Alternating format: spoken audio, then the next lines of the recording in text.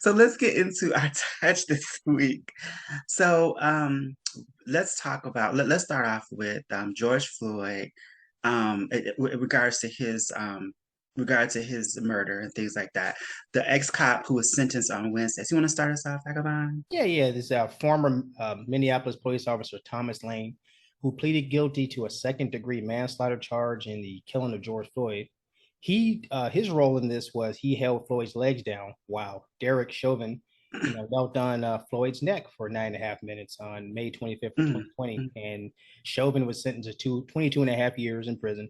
So Lane pleaded guilty in May to a state charge of aiding and abetting second-degree manslaughter, mm. and state prosecutors and Lane's attorney had jointly recommended a 3-year sentence. So over a WebEx, that's what he was given, 3 years. And as a part of the plea deal of abating and abetting second degree murder, his Lane's attorney said that the client has a newborn baby and did not want to risk not being in the child's life or possibly, losing the murder case and facing a mandatory of 12 years. So that's the deal that he was given, and he got the deal that he wanted. Oh, and I guess he's prohibited for possessing firearms and ammunitions for the remainder of his life. But it's like you still get the better part of it. Okay. So let me say, first of all, a comment about his attorney, pleading because he has a small child. It's so interesting how when scenes like this play out, um, white people use, things to try to get that sympathy, play the sympathy card. But when it comes to Black lives, there's no sympathy whatsoever. People are just stopped. They're automatically assumed that they're gangbangers, drug dealers. If they're in a nice car, okay, you didn't work hard to get this and everything. And then you'll see video footage of white people getting pulled over and they'll be cussing, they'll push the officer, they will spit at them. They will literally tussle and fight with them.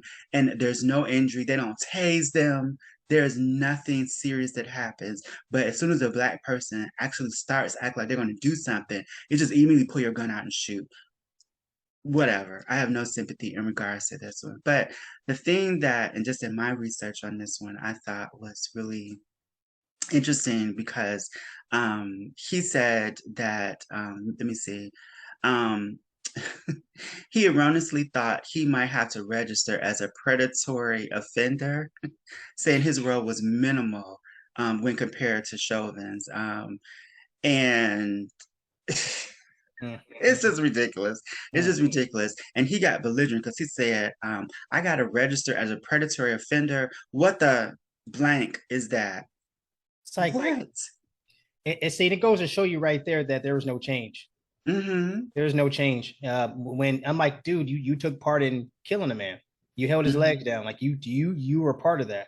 You should have gotten that 12 years, even more, because the Floyd family is never going to be the same. Like they don't get that time back. That time he wants with his child, they don't get a chance to be with their child, their brother, their uncle. Exactly. He has a daughter, I believe. So he doesn't. Yeah. His daughter, she doesn't get her father back. So, but that sympathy game, it worked. Hook, line, sinker.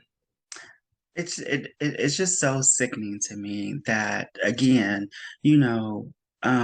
white people are instantly able to, especially white women able to pull the tears, these imaginary tears that just come out of nowhere, and it's just the worst thing ever, and you're bullying me and da da da da.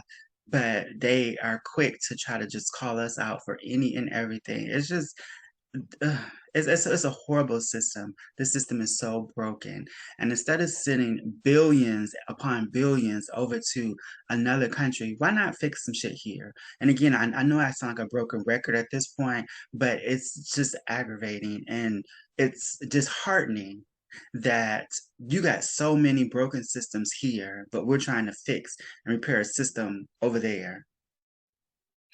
I No argument here. No argument here. And although he didn't cry, alluding to what you said about a white woman's tears, although the dude didn't cry, his uniform got him what he needed. But speaking of which, a white woman's tears, like there's a bomb that the Russians were building back in the 60s called the Tsar Bomba.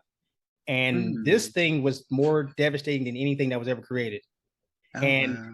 they had to scale it back 50% because if it didn't, it probably would destroy the pilot. So I say that to say a white woman's tears is far more dangerous than the Tsar Bomba.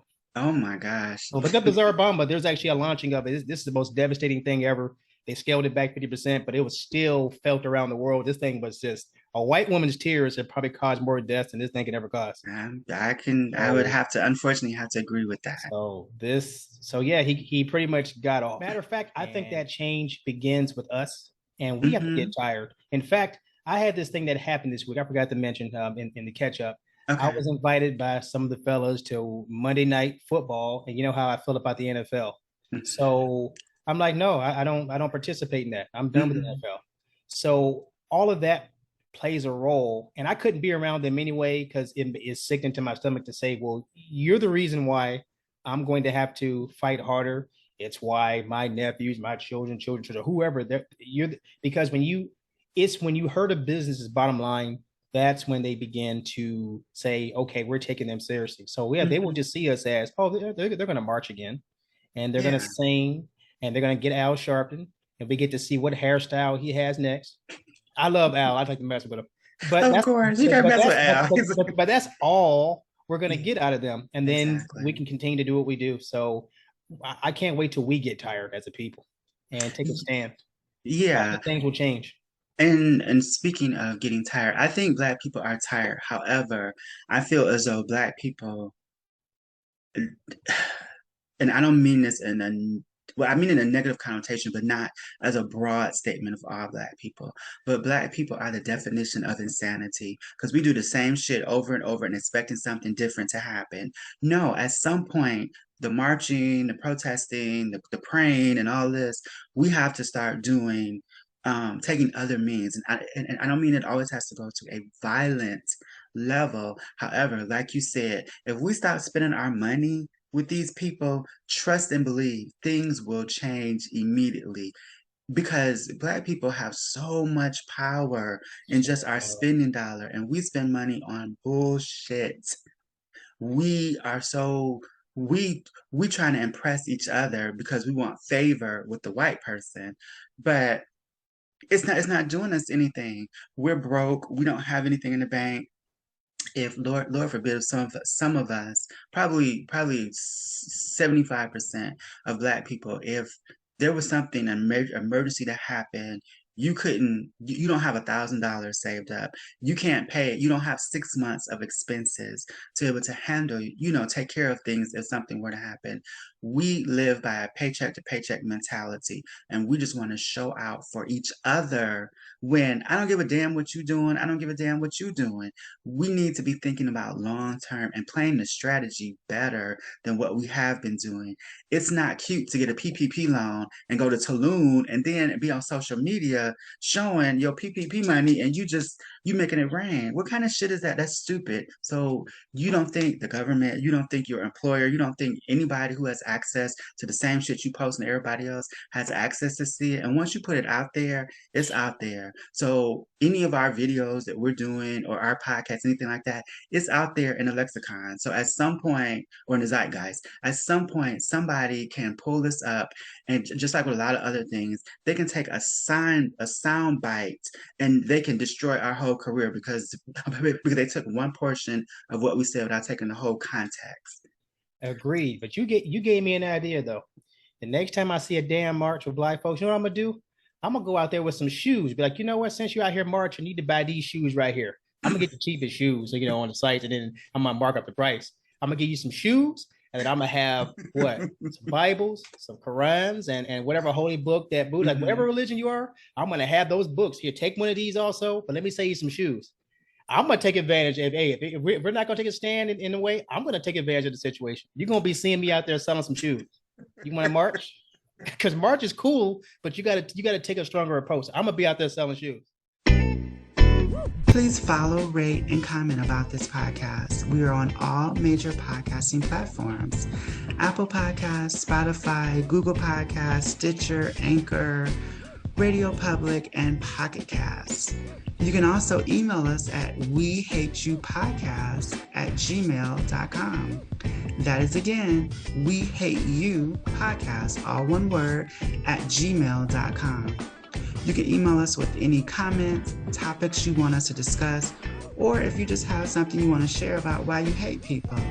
And for those lucky listeners, we will select your email and we'll read it during the episode. We'll comment, we'll talk about it, we'll give you your props. So tell a friend and listen and follow. Discuss the podcast at the water cooler as we drop new episodes every Monday. So enjoy and remember, nothing, that's right, nothing is off limits.